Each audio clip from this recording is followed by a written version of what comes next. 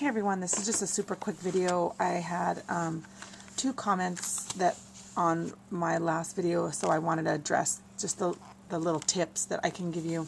One was about inking up your stamp and stamping it off a couple times to make the ink lighter, so I'm going to show you that.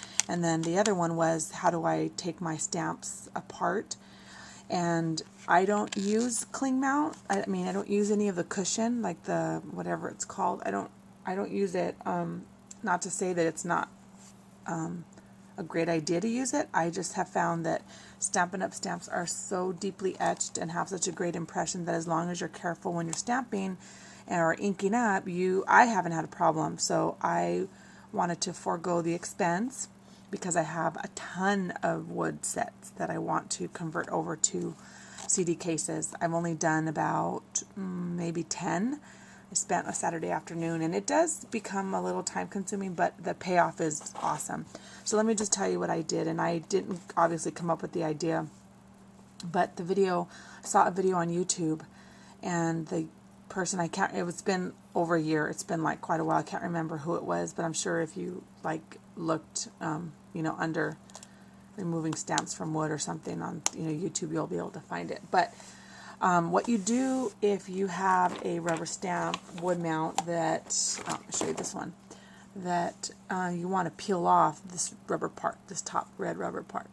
So what you can do is you zap, and this goes with any thing if you want to reposition it, or let's say, no, let's just not, let me stick with this. Okay, so you want to get this off, but over time it gets pretty sticky, and so it doesn't always come off easily.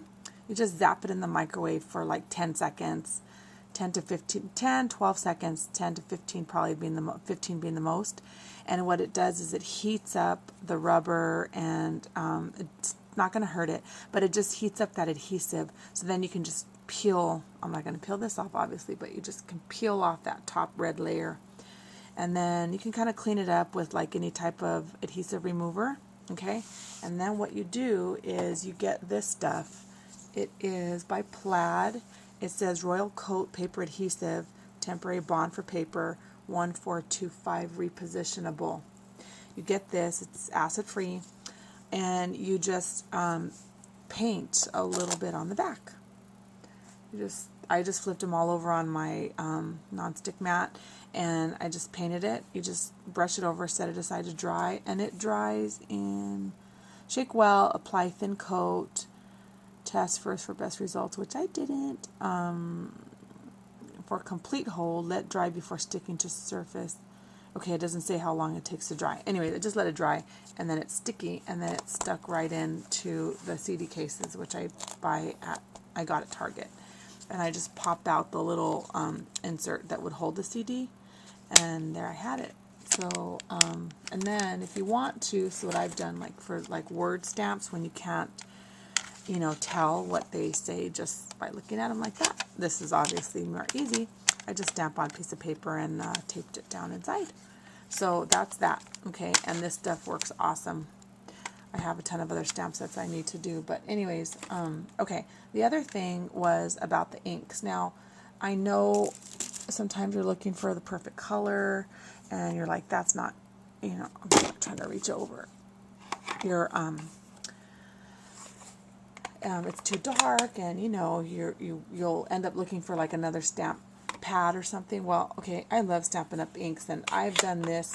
This is how I learned stamping. We call it second generation. You can even do third generation stamping, which just means that you create a first generation image, second generation, third, by stamping multiple times. So, okay, I'm going to use the Calypso Coral, and I just have a little flower. And again, this is one I've taken off of the rubber. Just going to ink it up. And then you'll see, just with one ink pad, you get various shades, and it's all from the same pad.